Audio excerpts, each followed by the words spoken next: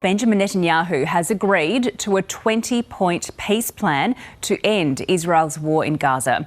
The White House's proposal is dependent on agreement from Hamas, but the Trump administration says it would be partially implemented even if Hamas rejects it. For his part, Donald Trump says he hopes the plan succeeds, but says if Hamas doesn't agree, Israel will have full support in continuing the conflict. Matthew Doran is our correspondent in Jerusalem, and Cayman Gok is in our DC bureau for us this morning. Let's go first to our North America correspondent, Cayman Gok in Washington. Cayman, you were following that press conference closely. Tell us about what this plan is and what really stood out to you.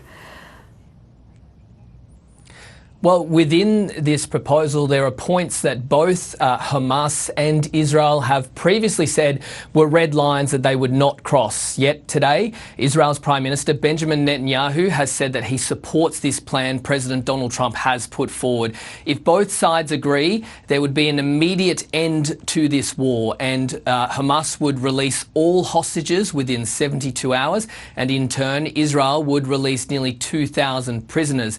Hamas would have to give up and destroy its military capabilities and would have no future role in political rule of Gaza. Aid would be distributed through the Strip, through the UN and its agencies, and interestingly, a temporary transitional governing body would be put in place and would be chaired by US President Donald Trump. Other foreign leaders would be on this board, including the former British Prime Minister Tony Blair.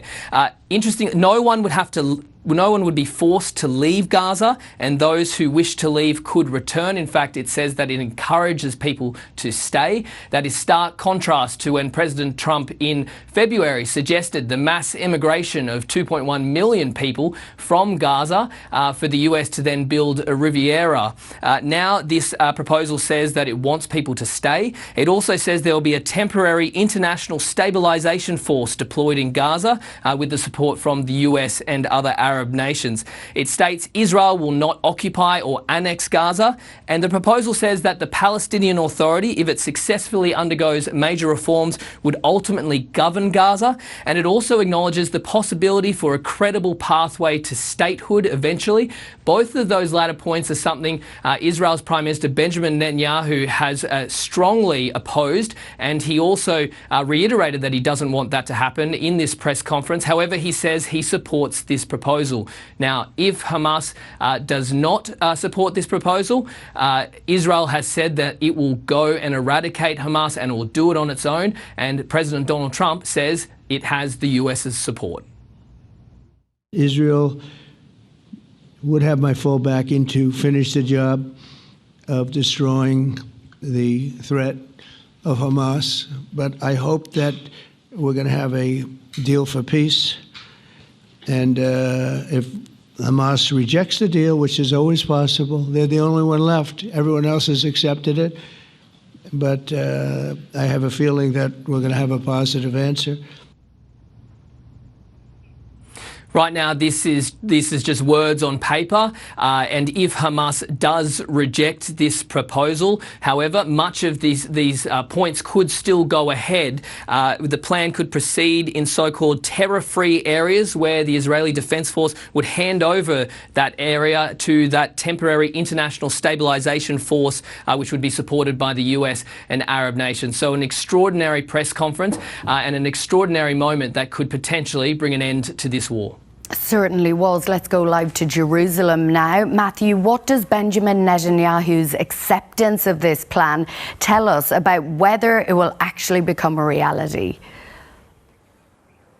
Catherine, good morning. It certainly seems that Benjamin Netanyahu is finding that this proposal is palatable enough politically here in Israel, given he has had some very loud voices within his own cabinet agitating for not only a continuation of this war in Gaza, but indeed an intensifying of it. And while this was billed as a press conference, we do need to point out that there were no questions taken from the media, so we haven't actually had much of an opportunity to see both the Israeli Prime Minister and the US President grilled on the details of this and how exactly it would be put into action. So there are still a number of places where this could fall over, and that's not just with regards to whether or not Hamas will agree to this proposal. We are seeing senior Hamas officials being quoted by the Qatari outlet Al Jazeera saying that they still have not actually seen this proposal. All they have seen is what's been released publicly as a result of this media event in Washington, D.C. with President Trump and Prime Minister Netanyahu. But they have already started to say that there are some problems with this proposal, and these are issues which have been problematic throughout the course of these negotiations. Chief among them, the issue of how the Israeli forces would withdraw from parts of Gaza. This document, this plan, outlines a staged withdrawal, but is not a total withdrawal, and it includes the ongoing Israeli control of the Philadelphia corridor, which is the stretch of land running along the border of Gaza and Egypt, something which Hamas has long railed against that being still under Israeli control. We also know that Hamas has been very concerned about the idea of releasing all hostages at once, concerned that that may give Israel a chance to effectively tear up any agreement as soon as their citizens are back on home soil. 48 still held hostage, 20 believed to still be alive, that Israel could restart this war at any moment. And there are also those concerns around statehood. Benjamin Netanyahu going far further than what this document says when he was talking about the role or the lack of role of the Palestinian Authority in any future governance in Gaza. So there are still a number of roadblocks, a number of hurdles to clear here, but certainly Benjamin Netanyahu is seeing this as something he can sell not only to his public but to his own cabinet, and we'll wait to see how Hamas respond in the next short while. We also need to see the response from the Arab nations in this region. While this is clearly based on what was presented to them at the UN by President Trump last week, there may have been some changes, so that will be interesting to watch as well. Speaking to one Palestinian on the ground in Gaza this evening, they have said that this plan does appear to have many traps associated with it, but it may well be better than the open hell that they're dealing with now.